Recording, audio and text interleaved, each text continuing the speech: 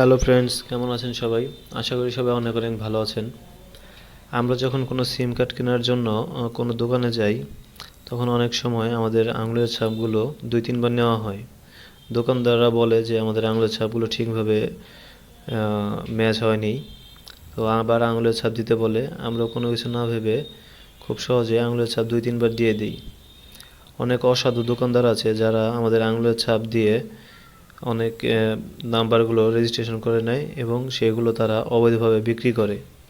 এখন সেই সিমগুলো দিয়ে যদি কোনো ক্রাইম হয়, তাহলে কিন্তু পুলিশ সরাসরি আমাদের কাছে চলে আসবে, আমাদের ধরবে।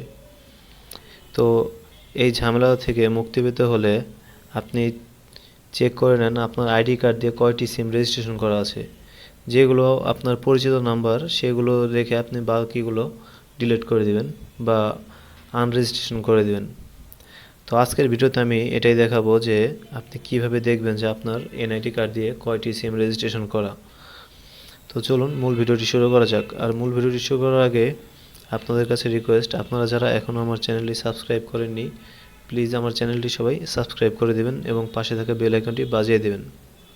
তাহলে চলুন ভিডিওটি শুরু করা যাক। এর জন্য আপনাকে প্রথমে আপনার ডায়াল প্যাডে যেতে হবে। গিয়ে সেখানে লিখবেন *16001#, লিখে ডায়াল করবেন। তারপর এখানে আপনার এনআইডি কার্ডের লাস্ট 4টা ডিজিট দিবেন। আমি আমার এনআইডি কার্ডের লাস্ট 4টা ডিজিট দিয়ে দিচ্ছি।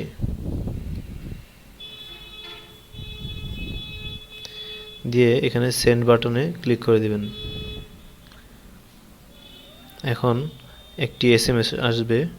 এই দেখুন, আমার ফোনে একটি এসএমএস চলে আসছে। এখানে আমাকে দেখাচ্ছে যে আমার এই এনআইডি কার্ড দিয়ে কয়টা সিম রেজিস্ট্রেশন করা আছে। এই দেখতে পাচ্ছেন এখানে প্রথম কয়েকটি নাম্বার এবং লাস্টের কয়েকটা নাম্বার দিয়ে দিচ্ছে। যে নাম্বারগুলো আপনার, সেগুলো তো আপনি খুব সহজে চিনে নিতে পারবেন। প্রথম বা লাস্টের কয়েকটা ডিজিট দেখলে আপনি খুব সহজে চিনতে পারবেন যে এটা আপনি রেজিস্ট্রেশন করেছেন। আপনার কাছে যদি এরকম কোনো নাম্বার মনে হয় যে না, এটা আমার নাম্বার না, তাহলে আপনি কাস্টমার কেয়ারে ফোন দিয়ে সেই নাম্বারগুলো আপনি করে দিন, আনরেজিস্ট্রেশন করে দিন।